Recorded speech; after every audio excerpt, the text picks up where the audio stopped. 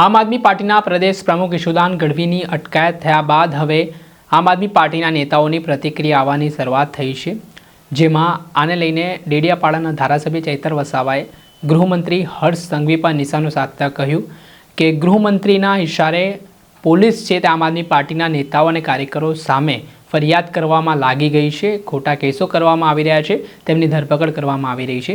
આમ ગુજરાતના અલગ અલગ જિલ્લાઓમાં જે આમ આદમી પાર્ટીના કાર્યકરો પર ફરિયાદના દોરની શરૂઆત થઈ છે, તેના કારણે હવે મામલો ગરમાવાની શરૂઆત થઈ છે।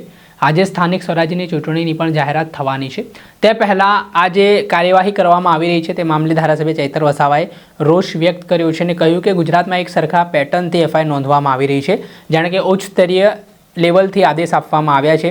આપ કાર્યકરોને પોલીસ દ્વારા ડરાવી ધમકાવી પાર્ટી છોડવા માટે પણ દબાણ કરવામાં આવતા હોય તેવા આક્ષેપો ધારાસભ્ય ચૈતર વસાવાએ લગાવ્યા છે।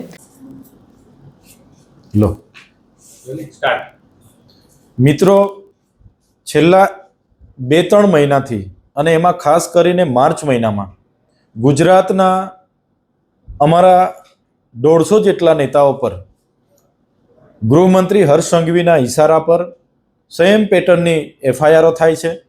અમને પકડી જવામાં આવે છે, એમને હેરાન પરેશાન કરવામાં આવે છે, એમના મોબાઈલ લેપટોપ જપ્ત કરવામાં આવે છે અને એમને આમ આદમી પાર્ટીમાં ચૂંટણી નહીં લડવાની, કામગીરી નહીં કરવાની અને એવું કંઈ કરશો તો તમારા પર ખોટા રેપ સહિતના ગુનાઓ સહિત કલમો લગાડવાની ધમકીઓ ત્યાંના પોલીસ સ્ટેશનના પીઆઈ, ડીવાયએસપી અને એસપી દ્વારા આપવામાં આવે છે।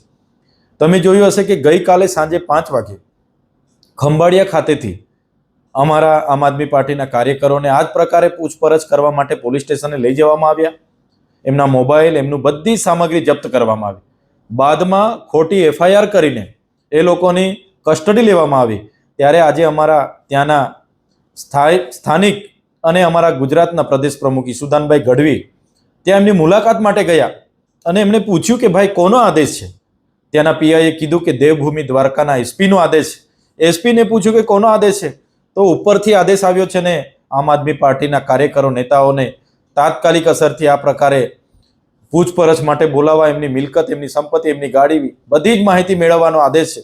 અને એ જ પ્રકારે ઈશુદાનભાઈ ગઢવીએ કીધું કે આ લોકશાહી છે, ત્યારે ઈશુદાનભાઈ ગઢવી પર જ ખોટી એફઆઈઆર કરીને એમને પણ એરેસ્ટ કરવામાં આવ્યા છે, જેની અમે સખત શબ્દોમાં નિંદા કરીએ છીએ અને ગુજરાતના ખેડૂતો, તમામ વર્ગના લોકોને કહેવા માંગીએ છીએ કે આ ગુજરાતની અસ્મિતાનો સવાલ છે। ગુજરાતના જે લોકશાહી ખતમ કરવાની જે હર્ષ સંઘવી જે પ્રયાસ કરી રહ્યા છે, સંવિધાનને ખતમ કરવા, લોકશાહીને ખતમ કરવાનો પ્રયાસ કરી રહ્યા છે, એક ઉત્તમ નમૂનો છે। ત્યારે આપણે સૌ સાથે રહીને આ તાનાશાહી સરકાર સામે, એમણે જે ઘોષિત કરેલી ઇમરજન્સી સામે કઈ રીતના આવનારા દિવસોમાં લડી શકાય એ માટે બધાએ તૈયાર રહેવું પડશે। અને પોલીસને અને ભાજપને પણ અમે કહેવા માંગીએ છીએ, અમે તમારા ખોટી એફઆઈઆરોથી, અમે તમારી જેલોથી ડરવાના નથી, અમે એનાથી પણ વધારે તાકાતથી લડીશું, કેમ કે આમ આદમી પાર્ટી એ આંદોલનમાંથી બનેલી પાર્ટી છે અને ઈશુદાનભાઈ ગઢવીને જે એરેસ્ટ કરવામાં આવ્યા છે એની અમે સખત શબ્દોમાં નિંદા કરીએ છીએ અને આવનારા દિવસોમાં એનો જવાબ અમે ઈંટનો જવાબ પથ્થરથી આપવાના છે।